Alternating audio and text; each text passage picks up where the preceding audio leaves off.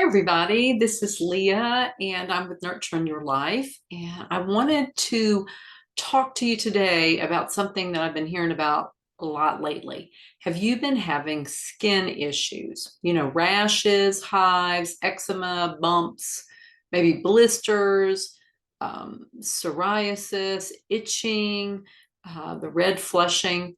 If so, you're not alone. There's a lot of people who have that.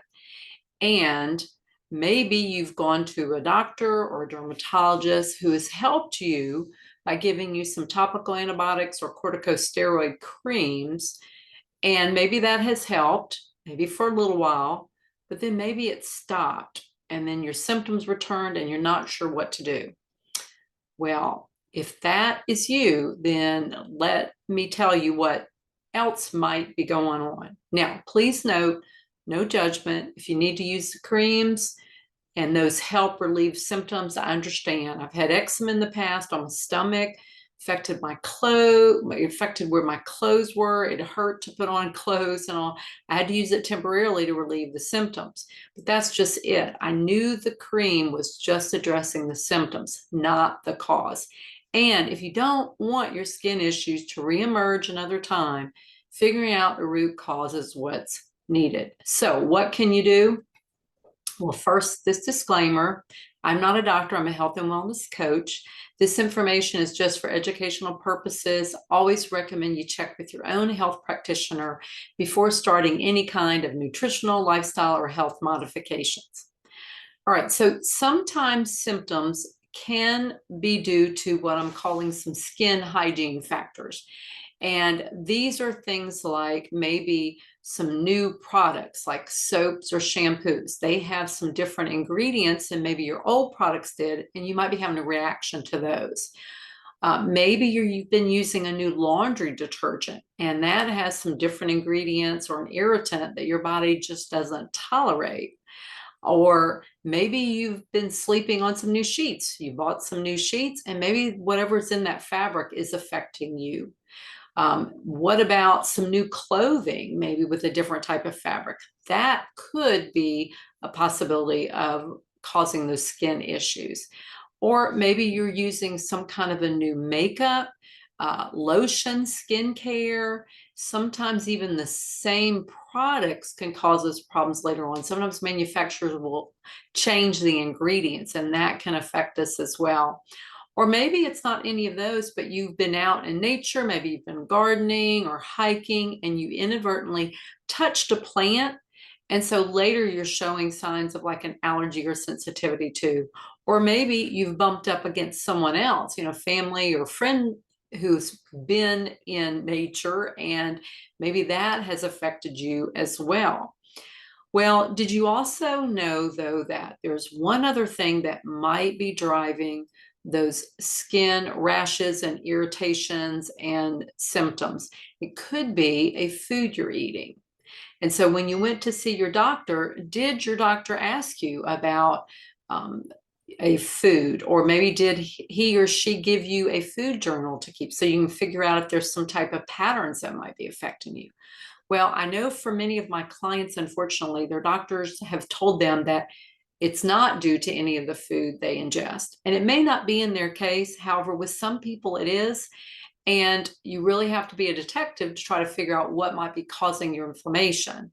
Because after all, when you have any kind of skin issues, the flares, the rashes, the itching, the redness, it's actually a type of inflammation. And it could be due to a topical irritant, like I mentioned, like the new products or skin issues might be due to a laundry detergent, new clothing, fabric, maybe makeup or skincare or a plant, but it might also be due to a food.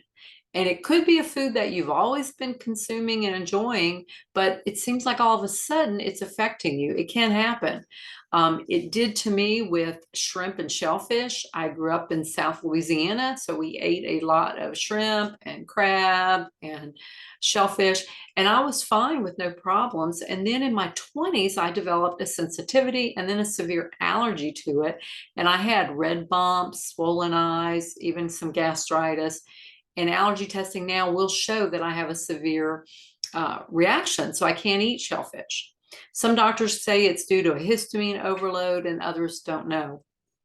Now, my children had another issue. They had eczema, which is the dry, kind of inflamed skin, itchiness, sometimes bumps and swelling, and the redness. And we knew it was hereditary because my husband had it on and off.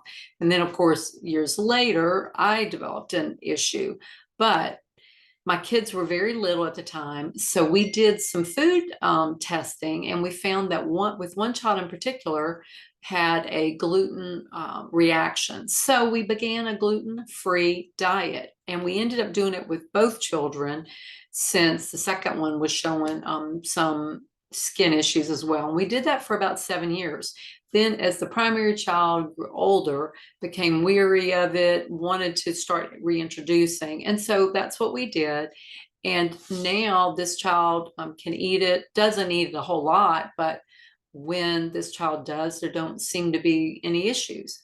But the only way to know if you have a food sensitivity is to do a food elimination program. Now, please note, I'm not talking about a true allergy where you can go into anaphylactic shock, which can help with like peanuts and some other things. Even some people with shellfish allergies like I show can't do that, or that will happen. You'll stop breathing. So you don't want to do that unless you are working with a doctor, okay?